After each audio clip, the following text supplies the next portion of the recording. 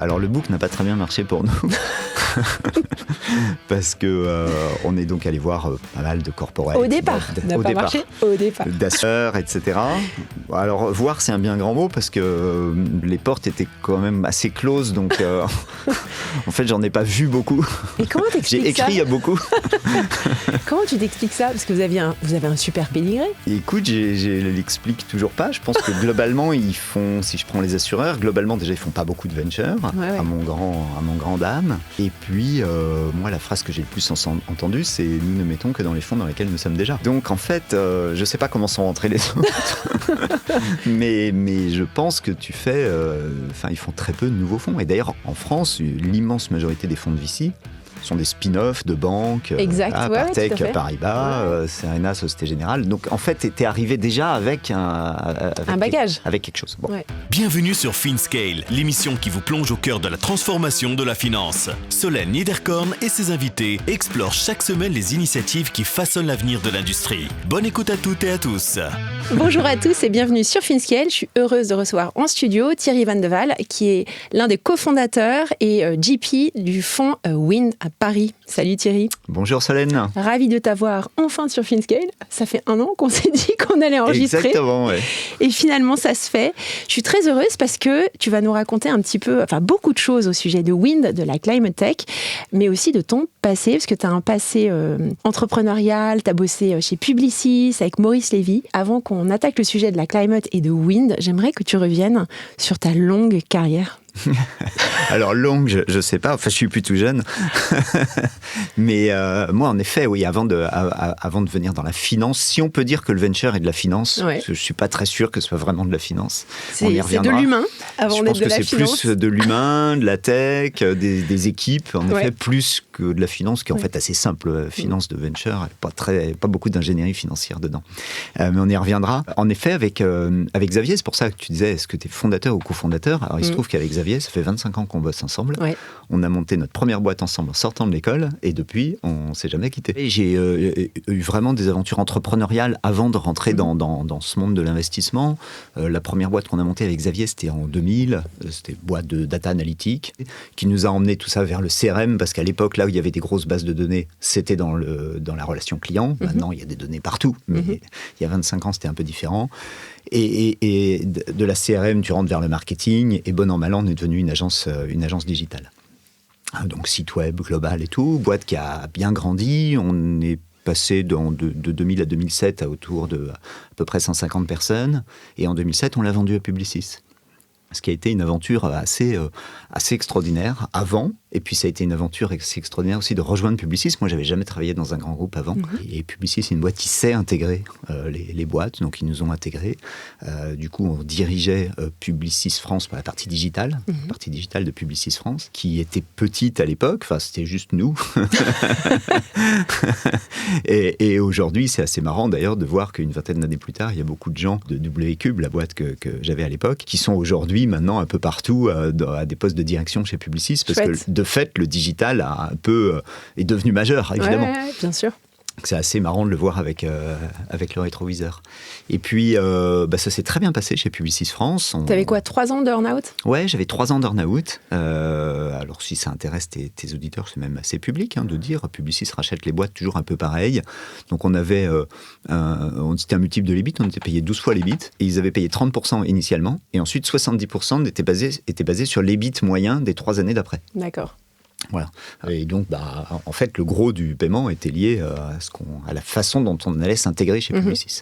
Et de fait, on s'est bien intégré et ça fait une très belle exit pour nous et une très belle acquisition pour eux. Et du coup, à la fin des 3 ans, Maurice Lévy nous a demandé d'aller s'occuper de l'Asie pour faire un peu la même chose, mais dans l'autre sens. Aller racheter des boîtes en Asie. Okay. Donc, moi, je suis parti à Shanghai, Xavier est parti à Singapour. Publicis Asie, il faut se rendre compte, c'est beaucoup plus gros que Publicis France, qui est en fait... Ça, j'avais pas en tête. C'est toi qui m'as dit ça, je savais pas. Parce qu'on se rend pas bien compte, parce que Publicis, c'est le numéro... Alors, à l'époque, c'était le numéro 3, je crois que maintenant, c'est peut-être bien numéro 1 ou numéro 2 mondial de la publicité. Donc, en fait, c'est un très grand groupe. En France, c'est pas énorme, parce que... Enfin, c'est le leader en France, mais la publicité, c'est quand même lié au nombre d'habitants, à un moment ou à un autre. Et donc, en France, Publicis, à l'époque, c'était 3000 employés. Peut-être que maintenant, c'est un peu plus, peut-être 5-6 000, je ne sais pas exactement. Mais Publicis Asie, c'était plutôt autour de 15-20 000. Donc c'était en effet beaucoup plus gros. Et donc on est parti et moi j'avais dit que c'était plutôt pour une mission de 1-2 ans. Enfin, on n'avait pas d'ambition de faire carrière chez Publicis, mais en revanche l'aventure et l'excitation de partir en Asie étaient chouettes. Et ça a été 2 ans super excitants. Je crois que j'ai dû faire quasiment 20 acquisitions en 2 ans. Alors c'est un grand mot parce que en fait avec des banques d'affaires, avec des banques d'affaires, avec déjà 20 000 personnes sur place qui évidemment sourcent, savent quelles agences ils veulent racheter, travaillent déjà avec elles.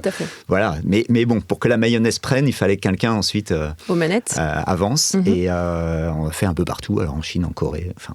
Bon. Top. Quelle ouverture d'esprit du coup. Ça a été super sympa. Ça a été une très belle aventure. Et puis au bout de 2 ans, j'ai replongé dans l'aventure entrepreneuriale avec Atelier Cologne, qui avait été monté par Christophe et Sylvie. Et puis on s'est associés à eux. Hop, on a décidé de faire grandir. C'est une DNVB. C'est une DNVB, donc maison de parfum. Voilà. Sylvie était à New York, Christophe à Paris, et puis du coup moi j'étais à Shanghai, et ça a été une super aventure commerciale déjà. J'ai vraiment appris que une boîte c'est avant tout faire. On peut faire la stratégie qu'on veut, les slides qu'on veut, voilà, à un moment faut faire.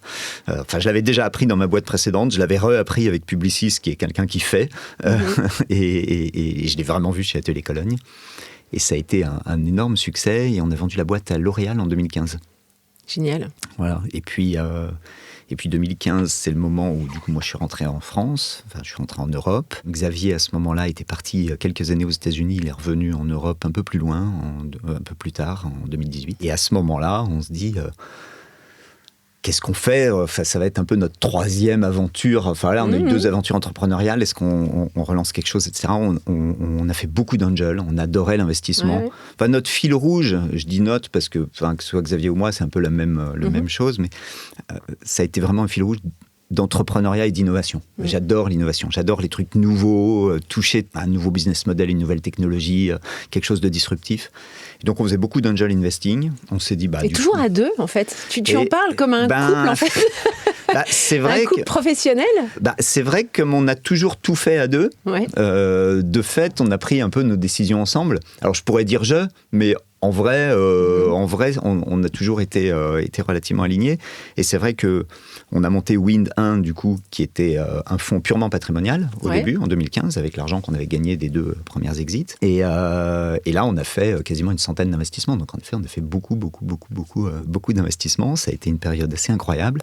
En parallèle de ça, et quand même, pour apprendre un peu le métier institutionnel, alors là, c'est et c'est pas on, puisque avec Xavier, on s'est un petit peu séparés là.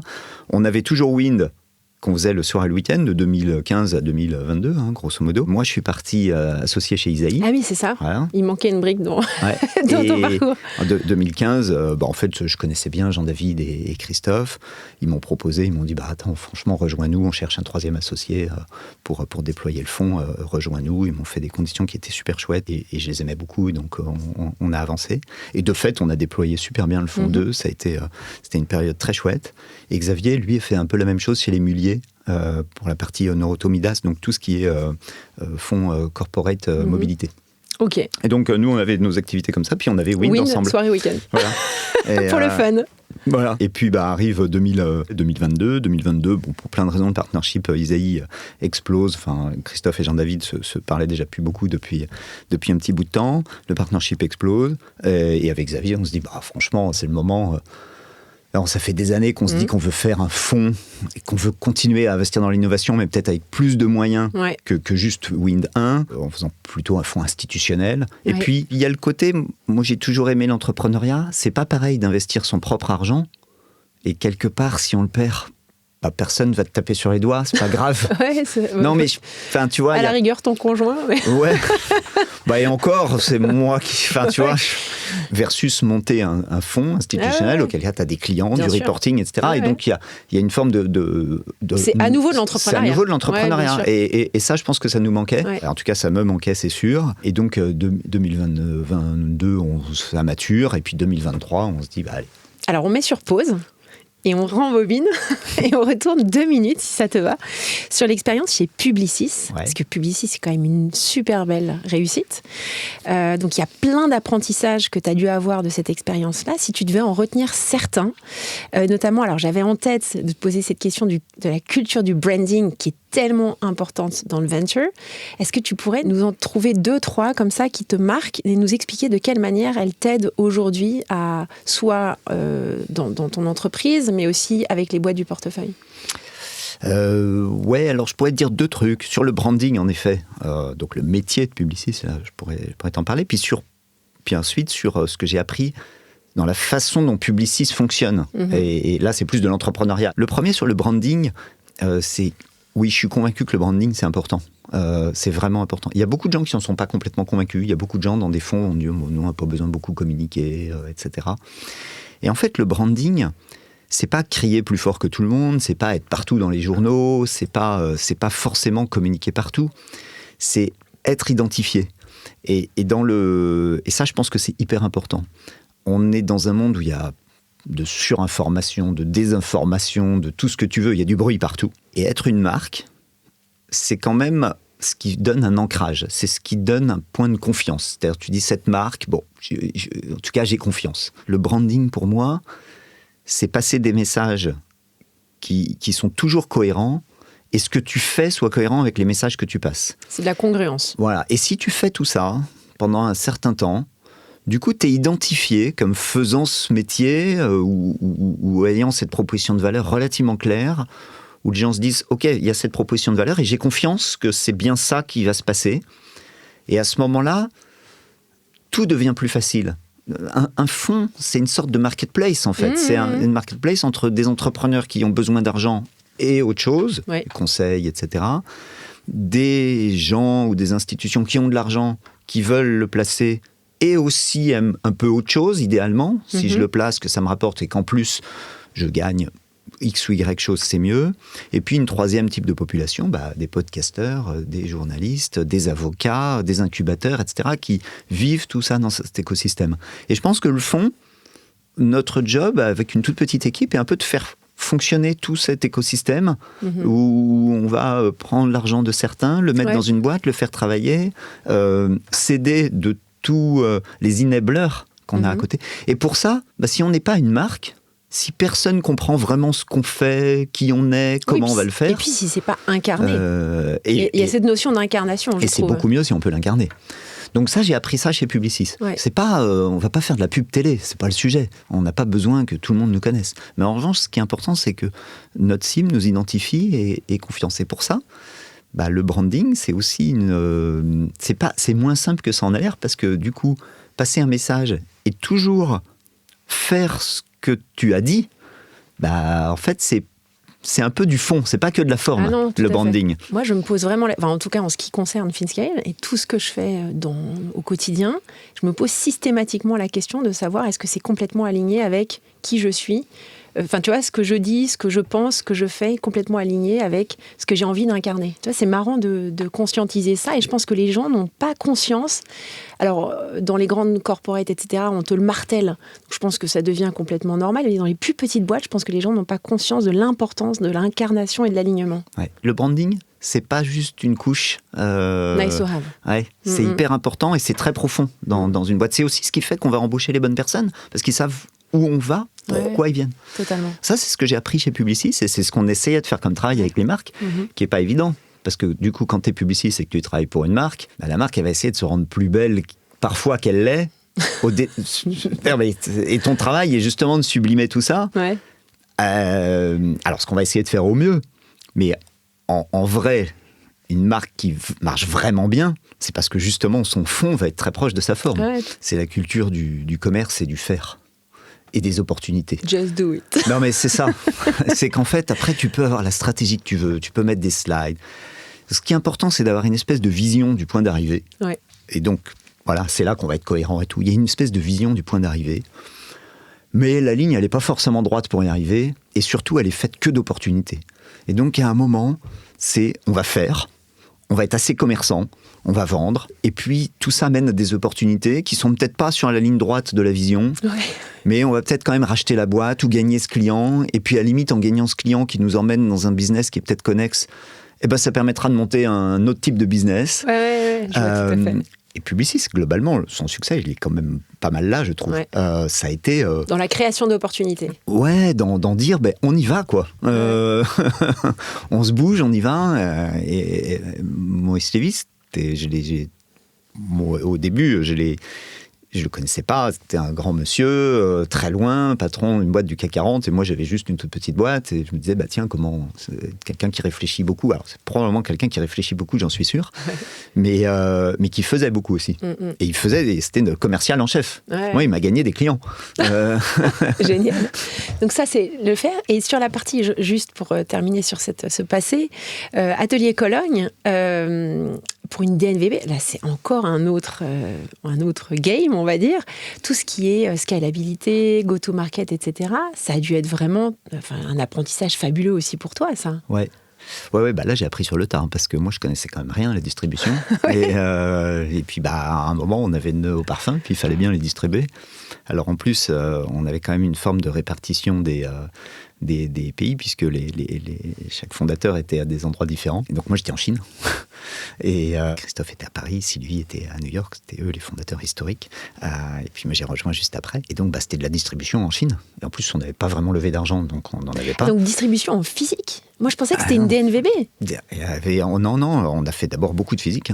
Donc tu allais voir les distributeurs. J'étais voir les magasins, et moi, en plus... C'était Sephora et compagnie ou... On n'était pas chez Sephora parce qu'on était très luxe. On avait un price point qui était entre 1 fois et 1,5 fois un Hermès ou un Chanel. Ah ouais, d'accord. Donc on était plus cher. Donc nous, on voulait que des boutiques. Donc comme Serge Lutens, exactement, genre de... Exactement.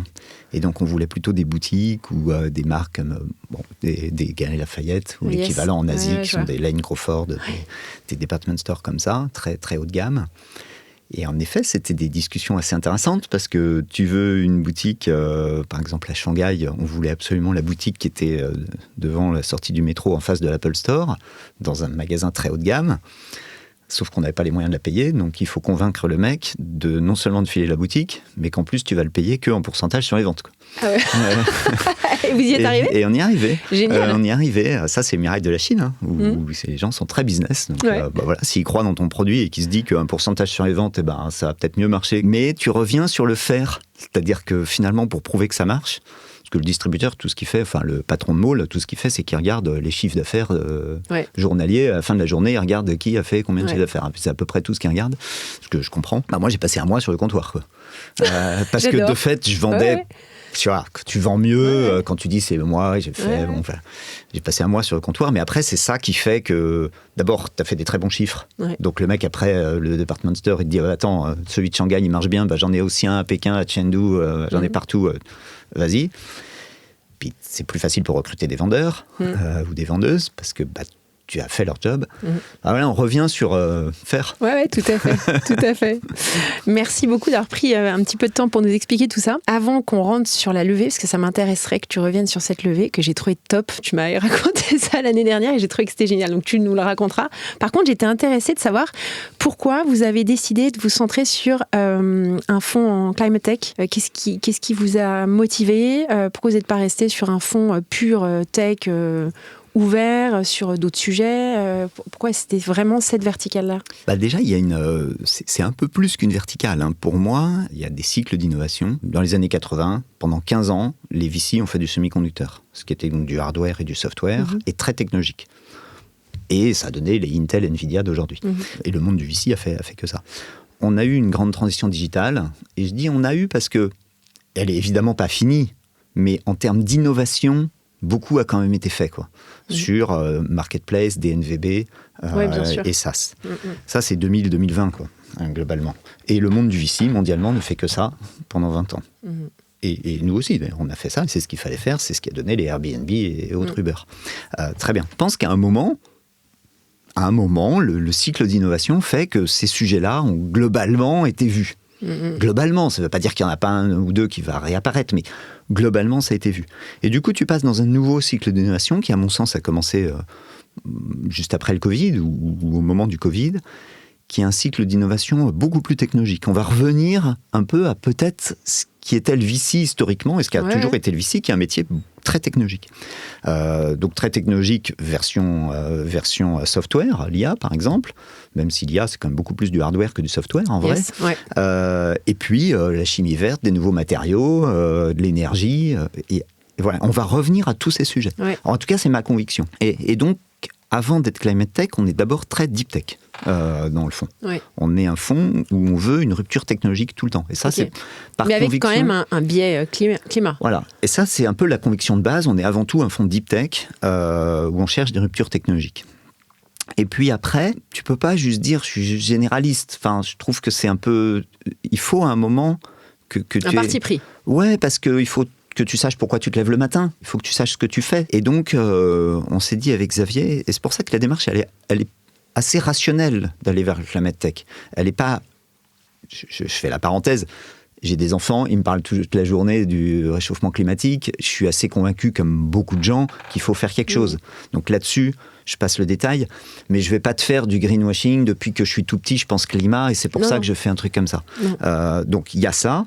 Mais il y a aussi une démarche rationnelle qui était de dire, donc on fait de la deep tech, on veut des boîtes qui transforment le monde, et ensuite tu te dis, ok, quel est le truc qui va globalement le plus changer nos vies à horizon moyen terme, à 20, 30 ans, quoi. Qu'est-ce qui est le truc structurel qui va changer nos économies ? Je pense qu'en effet, c'est le réchauffement climatique, probablement. Ça va changer nos façons de vivre. Et l'IA. Oui, mais l'IA, non, mais l'IA, elle est partout. De toute façon, il n'y a pas un projet où il n'y a pas d'IA, bien sûr. C'est pas exogène, c'est ça que tu veux dire. C'est pas exogène, tu vois. Le réchauffement climatique est plus sectoriel, c'est-à-dire ça va changer toutes les industries, nos façons de fonctionner. Tu as des pays où on ne pourra plus vivre, en fait, etc. Donc des migrations, enfin bref, il va y avoir des choses qui vont bouger. Et donc on s'est dit, si le climat va se réchauffer, enfin, c'est à peu près sûr, à horizon 20-30 ans. Si tu cherches les solutions à un problème dont tu es sûr qu'il va arriver, normalement, tu crées de la valeur. Et nous, on n'est pas une ONG, on est un fonds. On aurait pu faire le modèle ONG aussi. Exact. Là, on a fait un modèle fonds. Donc, on veut un truc où non seulement on va investir avec du sens, enfin, le côté climat, mais en plus, il faut que ce soit financièrement rentable. Sinon, c'est pas un fonds. Non, bien sûr. Et là, normalement, on cumule les deux. Donc, de façon rationnelle, on s'est dit, faisons de la deep tech, parce que ça, on pense que c'est ça qu'il faut faire sur les 15 prochaines années en venture. Et sur le climat, c'est probablement le fil rouge, en fait, sur lequel il y a le plus de création, le plus de choses à faire, parce que c'est là où il y a le plus de changements qui nous arrivent dessus, quoi. Voilà. Donc, c'est assez rationnel comme démarche. Super, donc vous avez décidé de vous lancer là-dessus. Donc Wind 2, on va dire. Donc c'est Wind 2, absolument. Il s'appelle Wind Capital 2. Et moi, j'aimerais que tu me racontes cette levée de fonds. J'avais eu une discussion similaire avec Damien Morin, que tu connais peut-être, qui est l'entrepreneur qui a créé Mobile Club. De cette levée, j'avais eu aussi Hugues Lebré, qui est le cofondateur de Nickel. Je trouve ça passionnant que tu nous expliques, parce que tu as eu cette même démarche d'aller toquer à des centaines de portes. Et j'ai trouvé que c'était courageux, donc j'aimerais que tu nous en parles de cette levée. Ah bah en effet, c'était tout un sujet, cette levée. Parce qu'au début...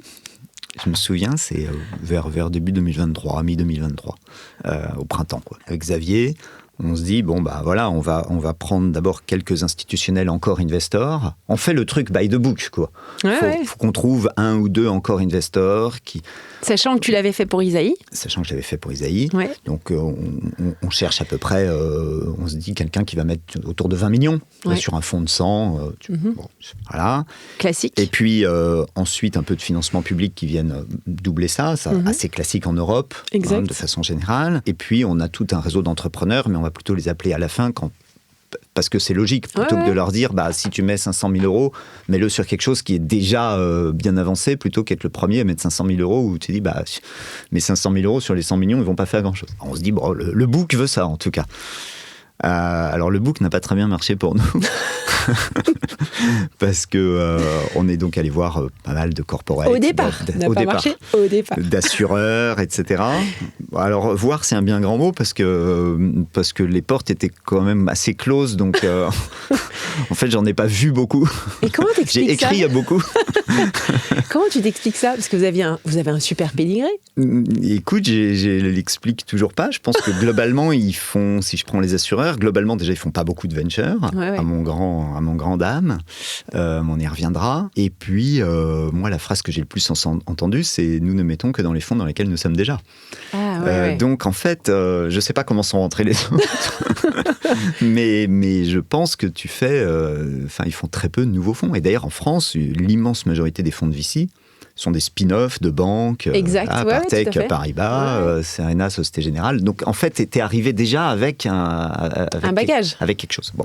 Bref, toujours est-il que ça marche pas. Et donc au bout de 2-3 mois, vers l'été 2023, on se dit avec Xavier, soit on lâche l'affaire, soit on va pas faire comme le book et on va aller voir notre réseau, donc les entrepreneurs. Alors, ils ne mettront pas des tickets de 10 millions, mais c'est comme ça qu'on va y arriver. Et ça a plutôt très bien marché. Donc là, tu as fait un nombre de calls et de déjeuners et de cafés. C'est simple, là, j'ai refait le truc. En un an, j'ai fait 600 cafés. Incroyable. C'était un peu excité. Mais cela dit, moi, j'aime ça. En vrai, tout le monde me dit la levée de fonds, c'est quelque chose qui est fatigant, éprouvant et tout. Moi, d'abord, j'aime le commerce. Je trouve ça intéressant. Prendre des cafés avec des entrepreneurs, c'est pas toi qui vas me dire le contraire. Quand tu fais le podcast, tu trouves ça intéressant de discuter avec des gens. Je pense que je suis pas mal, je dois être pas mal vers les 600 moi aussi. Moi, j'ai adoré les discussions avec des entrepreneurs qui me racontent un peu où on en est, etc. Donc moi, ça m'a pas coûté. J'ai trouvé ça intéressant. Et puis en plus, je pense que c'est fondateur pour le fonds parce que c'est aussi comme ça que tu crées un réseau. Bien sûr. Qui ensuite est utile pour le fonds parce que du coup je connais machin qui a telle boîte dans tel secteur, etc. Donc en fait c'est lié, c'est-à-dire que si j'avais pas fait ce travail, le réseau serait plus faible. Et donc je vois à peu près 600 personnes, globalement il y en a à peu près 150 qui mettent un ticket. Et donc tout ça fait autour d'une petite 50aine de millions d'euros. Et on avait déjà enclenché des démarches avec BPI et FEI, qui sont donc BPI, tout le monde connaît. FEI, c'est la même chose que la BPI, mais pour l'Union européenne. Que j'ai reçu déjà, que je vais recevoir bientôt à nouveau. Et ils sont vraiment super. Et les deux, pour le coup, avaient beaucoup adhéré à notre démarche entrepreneuriale, mais ils nous avaient dit, nous, par contre, on ne peut pas être tout seul, quoi. Non, bien sûr. Mais ensuite, du coup, comme on avait les 50 millions, finalement, notre encore investor, c'est 150 entrepreneurs. Plutôt français, alors. Ils sont à 70% français parce qu'en fait c'est notre réseau. Alors j'en connais pas 150, mais c'est notre réseau élargi. Donc par capillarité, moi je suis français, mais bon voilà. Mais il y a quand même 30% d'autres Européens, quoi. Et tout ça a fait du coup mi-2024 un premier closing autour de 100 millions. Génial, bravo. Et donc voilà. Et là, le hard cap du fonds c'est 130. Donc le fonds est toujours en levée, là on est autour de 110, 115. Le fonds est toujours en levée, je pense que jusque vers fin 2025. C'est légalement c'est 2 ans, d'un point de vue AMF c'est 2 ans, donc on aurait techniquement jusqu'à début 2026. Donc je pense qu'on finira avant. Et en effet, là maintenant, on aimerait bien avoir un ou deux. Alors on a BNP qui a mis un ticket, je les remercie beaucoup. C'est notre premier institutionnel privé, 5 millions. Ok. Et on aimerait bien avoir un ou deux et la BPI grosses familles ou si la BPI et FEI bien sûr. D'accord. Oui. Okay. BPI et FEI, c'est eux qui ont complété en fait nos entrepreneurs pour arriver au centre. C'est comme ça que ça se passe en général. Et c'est vrai que peut-être qu'on s'est moins parlé aux assureurs et plus aux entrepreneurs et c'est lié peut-être à quelque chose, c'est que en fait, il y a aussi un momentum en ce moment qui est mauvais pour le venture. Probablement, mais surtout il y a aussi très peu de fonds de VC dont les GP sont entrepreneurs. Très très peu, c'est 7% des fonds en Europe. C'est 40% aux États-Unis. Ah mais ça m'étonne pas. 40% des fonds aux États-Unis sont des fonds d'entrepreneurs. Ce que j'appelle fonds d'entrepreneurs, c'est les GP ont eu une expérience entrepreneuriale. Tout à fait. Et c'est 7%. Mais j'aurais pas pensé si bas. Je pensais que c'était plus bas qu'aux États-Unis, mais j'aurais dit plutôt 15%. Et en plus, le FEI m'a donné une statistique. On dit que ces fonds d'entrepreneurs font une performance 30% supérieure aux autres. Nous, on est dans ces 7%-là. Et je pense que ça a parlé aux autres entrepreneurs. C'est quoi le conseil que tu donnerais à un GP qui lève ? Parce que tu seras forcément écouté par des GP qui sont enlevés. Se lancer. C'est faire. C'est faire, en fait. On revient toujours à la même chose, en fait, c'est faire. Parce que tu peux théoriser ce que tu veux, tu peux faire, tu vois, nous, la théorie n'a pas marché, quoi. Et en effet, en effet, au début, c'est un peu fou parce que quand tu te dis, bon, on fera un premier closing au minimum à 60 millions, en dessous, le modèle économique ne tient pas, et que tu vas voir le premier entrepreneur en lui montrant ton deck et en sachant que c'est quelqu'un qui mettra, dans le meilleur des cas, 500 000 euros, dans le pire, 0, et en moyenne 100, 200, tu te dis, je ne suis pas au bout quand même. Certes, ouais. Excellent. Bon, en tout cas, bravo. Alors, il n'y a pas très longtemps, je ne sais plus quand exactement, j'avais vu que tu avais publié une cartographie de l'économie bleue. Ouais. Est-ce que tu peux nous en parler un petit peu ? J'en ai jamais parlé sur FinScale. Et est-ce que tu vois vraiment émerger quelque chose d'intéressant pour le venture ? Comme je l'ai dit, nous, on croit aux transformations technologiques. Mm-hmm. Et je pense qu'il y a deux deux univers qui sont à côté de nous, qu'on connaît très mal. C'est le spatial, l'univers, on connaît mal. En tout cas, on sent qu'il y a encore beaucoup à faire. Et curieusement, la mer. On ne connaît pas les fonds marins, on ne sait pas bien, on connaît mal la biodiversité. Et en fait, il y a quand même beaucoup de gens qui pensent que notre avenir, il peut être beaucoup là, pour nous nourrir, pour trouver des nouvelles molécules, pour des médicaments. Oui, tout simplement pour respirer aussi. Pour respirer, peut-être pour manger à un moment si on les algues, pour en fait un nombre de choses absolument dingues. Alors en plus, les océans sont quand même surexploités, je sais pas, mais en tout cas mal exploités, et donc on les abîme beaucoup. Donc il y a aussi ce sujet-là. Et du coup, on a vu pas mal, parce qu'en fait, nous, on est assez en réactif. C'est-à-dire, je vais pas tellement me dire, tiens, moi, je regarde tel secteur. Je vais plutôt... On reçoit beaucoup de boîtes, on en reçoit entre 2000 et 3000 par an. Et en fait, même des boîtes dans lesquelles on va pas investir, j'aime bien creuser quand même, regarder, parce que c'est là où je me dis, bah tiens, en fait, finalement, les gens qui innovent vraiment, c'est les entrepreneurs. C'est eux qui sont on the edge, quoi. Et donc, quand je vois 10, 15, 20 boîtes qui arrivent, qui sont dans un même secteur, je me dis, non, mais dans ce secteur, il y a des trucs. Et donc, sur la mer, de fait, on en a vu pas mal. Sur tout un tas de sujets, mais l'énergie, donc des hydroliennes, dans la bouffe, je te citais les algues, dans le médical, avec des gens qui disent, oui, mais il y a des nouvelles molécules qu'on peut trouver dans l'océan. Enfin bref, sur plein de sujets. Et donc là, en réactif, je me dis, mais oui, s'il y a plein d'entrepreneurs qui s'intéressent à l'océan et qui ont des idées pas du tout stupides, c'est que voilà. Et là, dans ce cas-là, je me plonge dans le sujet. Et de fait, d'ailleurs, on a fait un investissement que je ne peux pas annoncer là parce qu'on va l'annoncer dans quelques semaines, qui sont des petits drones sous-marins qui analysent les fonds marins. Ah, génial. Ce qui a plein d'usages. Et donc, il y a beaucoup de choses à faire dans l'océan. Et assez curieusement, on connaît très mal, en fait. Ah, ouais. Tu t'aperçois dès que tu discutes avec l'IFREMER, enfin, donc les grands centres de recherche, te disent, mais en vrai, même... Ce qui paraît, dans l'imaginaire, on se dit, ok, les fonds marins à 10 000 mètres, on les connaît vraiment pas. Ça, même c'est vrai. Les bords. Mais en fait, même les bords, même le fond marin. Même la plage. Le fond marin à 50 mètres de la plage, en vrai, déjà pour une raison simple, c'est que le fond marin, une caméra, elle voit rien, parce que il fait noir, enfin voilà. Un plongeur, s'il plonge, il va voir à 3 mètres autour de lui. Oui, tout à fait. Mais en vrai, cartographier le fond marin, alors on peut le faire avec des sonars. Ça, c'est ce qu'on fait aujourd'hui.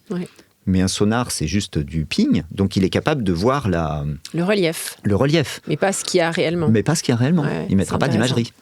Et alors, dans la Climate Tech, il y a aussi tout ce qui concerne les matériaux. Est-ce que vous regardez aussi les matériaux ou pas ? Ouais, ça, c'est assez au cœur de la thèse. Ce qui est énergie et matériaux, c'est deux sujets qu'on retrouve beaucoup. Et notamment le recyclage des matériaux. Puisque, je pense que là, je ne vais pas faire un grand scoop de dire que la Terre est finie. Et on sait qu'aujourd'hui, on utilise beaucoup plus de matériaux que la Terre n'en régénère. Donc, de toute façon, à un moment, tout ça aura une fin. Et par ailleurs, exploiter les matériaux, les mines notamment, c'est quelque chose qui est polluant, qui fonctionne pas très bien. Il y a probablement quelque chose à faire qui est financièrement rentable. On revient au sujet qu'on est un fonds pour retrouver des nouveaux matériaux d'une façon beaucoup plus impact et beaucoup plus durable. Et donc là-dessus, il y a plusieurs choses. D'abord, tu as le recyclage. Récupérer les matériaux dans ceux qu'on a utilisés. Donc là, on regarde beaucoup de choses. Alors, il y en a plein. et à faire des nouveaux aimants à partir des anciens aimants, sachant que le néodyme, qui est la terre rare qu'il y a dans les aimants, ça c'est une terre rare, on la trouve qu'en Chine. Enfin, on pourrait la trouver ailleurs, mais en tout cas aujourd'hui elle est raffinée qu'en Chine. Ça coûte cher. Bon, si tu peux récupérer suite tes anciens aimants, c'est mieux. Oui, tout à fait. Voilà. Alors, une fois qu'on a dit ça, c'est basique. Après, dans la réalité, c'est beaucoup plus compliqué. Et notamment parce que le néodyme, en fait, coûte pas très cher, justement. C'est tout le problème des matériaux, d'accord. C'est qu'au fait, aujourd'hui, il coûte pas si cher. Et donc, le recycler est compliqué. Le plastique, aujourd'hui, on ne sait pas le recycler. On sait recycler quelques plastiques, les PET, avec les bouteilles en plastique. Et encore, on les recycle 3-4 fois, mais pas plus. Tous les plastiques alimentaires, les emballages et tout, qui sont 60% des plastiques. Ceux-là, on ne sait pas faire. Mais il y a des technos qui existent. On a vu plein de startups sur le sujet. Aujourd'hui, on n'en a pas vu qui, malheureusement, ont un modèle économique qui fait qu'on arrive à un plastique au même prix que le plastique du pétrole. Voilà, mais on finira par en trouver. Donc ça, c'est tout le grand sujet du recyclage, sur lequel il y a plein de choses à faire. Et puis, il y a un sujet aussi de l'exploitation. Là, par exemple, on regarde une boîte qui extrait du nickel du sol par des plantes. Alors là, ils le font avec le nickel, mais en fait, on pourrait le faire aussi avec les terres rares, on pourrait le faire avec beaucoup de choses. Et donc, comment ça fonctionne ? C'est simplement que si tu as une plante du nickel, par exemple, il y en a un peu partout sur la Terre. Mais souvent, les terres rares, c'est un peu pareil. Il y en a un peu partout. Alors, il y a des endroits où il y a plus de concentration que d'autres, mais globalement, tu vas en trouver un peu partout. La façon dont on le fait aujourd'hui, c'est qu'on fait des mines. Donc, tu prends un endroit où il y en a plutôt plus qu'ailleurs. Tu pètes tout. Puis tu pètes tout, avec un rendement quand même hyper faible. C'est-à-dire, tu vas prendre beaucoup de cailloux pour récupérer un tout petit peu de nickel ou de cuivre ou autre chose. Bon, évidemment que c'est polluant. Enfin, aujourd'hui, c'est la moins mauvaise des solutions, mais enfin, c'est quand même pas terrible. Si tu as l'occasion de le faire par la plante, en fait, c'est simplement que la plante, elle se nourrit de nickel ou d'autres choses. Donc, elle en a plein. En l'occurrence, la plante qu'on garde, elle a à la fin 16% de nickel dans elle. Donc, d'abord, elle a dépollué le sol. Elle a récupéré le nickel. Puis après, tu l'arraches. Tu l'arraches. C'est de l'agriculture. Tu la brûles. Potentiellement, ça te fait de l'énergie, de la biomasse et tout. Et puis, tu perds 16% de nickel. Excellent. Voilà. Super. Donc, il y a des startups. Ça fonctionne à scale. Pour le moment, si ça fonctionnait à scale, c'est pas nous qui investirions, ce serait un fonds d'infra. Et ça marcherait très bien. Donc, nous, notre job, il est plutôt de soutenir une boîte. Alors, on va pas... Nous, on n'est pas sur le truc qui marche déjà très bien, parce que sinon, c'est plus notre job. Mais on n'est pas non plus au tout début, parce que souvent, ça peut être un peu long. Donc là, typiquement, ce genre de boîte, on va vouloir que la technologie marche déjà. Elle marche en labo. Si elle marche dans un POC, donc un peu plus que le labo, c'est quand même encore mieux. Et c'est à ce moment-là qu'on va arriver. D'accord. Mais ensuite, nous, on va essayer de faire en sorte que d'un truc qui fonctionne théoriquement, ou en labo, ou à petite échelle, montrer que ça marche pour de vrai et ça fait des vrais volumes. Hyper intéressant. Alors moi, je suis toujours hyper optimiste comme personne. Je ne sais pas si tu as remarqué, je suis toujours hyper optimiste. Et hyper souriante. Hyper souriante Sympa. Aussi. J'ai toujours en tête que l'Europe a un rôle à jouer. Alors l'Europe a plein de défauts et on sait tous lesquels. Mais je pense que l'Europe sur le climat a un rôle à jouer, notamment vis-à-vis de la Chine et des US, parce que c'est un sujet qui lui tient à cœur, qu'elle finance, notamment au travers de la BEI, surtout du FEI. J'aimerais entendre ton son de cloche par rapport au positionnement de l'Europe face à ces sujets de climat et d'investissement dans le climat. Je vais différencier. Soutien du climat. Je vais différencier climat et technologie, innovation technologique de rupture. Nous, on est dans l'innovation technologique de rupture qui nous permet de nous adapter au réchauffement. Sur le climat, l'Europe fait plein de choses et en avance sur beaucoup de pays. Mais sur des réglementations climat, etc. Moi, je ne suis pas tellement là-dedans. Je suis sur la technologie qui peut. Et là-dessus, honnêtement, force est quand même de constater que l'Europe, elle est quand même un peu à la traîne. Et moi aussi, je suis assez optimiste, donc je ne peux pas me résoudre à dire on n'y arrive pas. Mais aujourd'hui, on est quand même plutôt en train de ne pas y arriver. On ne finance pas assez ? Regarde, tu vois, on parle climat. Les panneaux solaires. Super. Les panneaux solaires, aujourd'hui, il n'y en a pas un qui est produit en Europe. Ils sont tous produits en Chine. Et si aujourd'hui, c'est devenu rentable, l'énergie solaire est devenue rentable, c'est parce que les prix des panneaux solaires ont beaucoup diminué, parce que les Chinois ont investi des dizaines de milliards pour être hyper efficaces sur la production de panneaux solaires. C'est pas nous. Non, tout à fait. Alors nous, on a fait des réglementations pour dire que voilà, mais en attendant, on ne produit pas de panneaux solaires. Idem sur les batteries. De façon générale, l'électrification des usages, c'est un point clé pour l'adaptation au réchauffement climatique ou les économies de CO2. Enfin, de façon générale, on est d'accord qu'il va falloir se passer des énergies fossiles. Au-delà de ça, c'est un sujet de souveraineté de toute façon pour l'Europe. Bien parce sûr. que nous, on n'en a pas. Ouais. Donc, c'est un sujet qui est majeur. Il va falloir électrifier. Là-dessus, pas beaucoup de débats. Si tu électrifies, il faut produire des batteries. Alors les panneaux solaires, on vient d'en parler, mais il faut des batteries parce que l'électricité, ça ne se stocke pas. Donc en fait, comme il faut toujours que la production et la consommation soient identiques, la batterie est un outil indispensable. Donc après, c'est des batteries pour les voitures électriques, des batteries pour ta perceuse, mais aussi les grosses batteries stationnaires qui peuvent être sur les nœuds Enedis ou RTE. Ça, il en faut. Aujourd'hui, on ne produit pas en Europe. Et encore une fois, on revient à un sujet, tout ça n'est faisable aujourd'hui. Ça commence à marcher, il commence à y avoir un rendement là-dessus, parce que les batteries, le prix des batteries a été divisé par 10. Je ne suis pas sûr du chiffre, mais c'est ce genre d'ordre de grandeur dans les 5 dernières années. Et ça, c'est parce que là encore, les Chinois ont pour le coup investi de façon considérable là-dedans. Je ne sais pas si eux, ils parlent de climat et de réglementation, mais en tout cas, ils ont compris que ça, il fallait le faire, qu'il fallait électrifier. Donc boum, on investit et on sait faire des batteries at scale pas très cher. Ce qu'on ne fait pas en Europe. Donc, non, globalement, il y a quand même un play à jouer. On a quand même un sujet où globalement, globalement, les deux grands pays qui innovent dans le monde, c'est les États-Unis et la Chine. En tout cas, les deux blocs. Et en Europe, sur des puces, on n'a pas Nvidia, et sur les panneaux solaires, les batteries, on n'en fait pas beaucoup non plus. Non, on a un sujet. Alors, on reste des pays riches, on reste des pays où il y a beaucoup de ressources, on reste des pays où il y a beaucoup de gens éduqués. Donc on a des savoir-faire, il y a plein d'ingénieurs, on a tous les savoir-faire, donc rien n'est perdu. Mais aujourd'hui, on investit de façon extrêmement faible dans l'innovation. Regarde, nous, on lève un fonds de 100 millions avec des entrepreneurs qui mettent de l'argent. Mais un Américain, il trouvait ça ridicule. Il dit, mais attends, pour investir dans l'innovation, c'est pas 4 pauvres entrepreneurs qui vont mettre chacun 300 000 balles qui vont sauver le pays. C'est nos fonds de pension qui, chacun, vont mettre 1, 2, 3, 5 milliards dans le venture pour investir vraiment dans l'innovation. Aujourd'hui, nous, l'épargne des Européens... C'est trop tiède, c'est ça que tu veux dire. L'épargne des Européens, elle n'est pas du tout drivée vers l'innovation. L'épargne des Européens, ça, c'est toi, tu le sais mieux que moi, mais c'est du fonds... C'est du fonds euro... Ouais, et le fonds euro, à la limite, on pourrait imaginer qu'il investisse dans l'innovation, mais non. Donc c'est des bons du trésor, ce qui produit quand même rien. C'est de l'immobilier. Et puis, encore pire, c'est des indices BlackRock. Et donc là, tu finances l'économie américaine.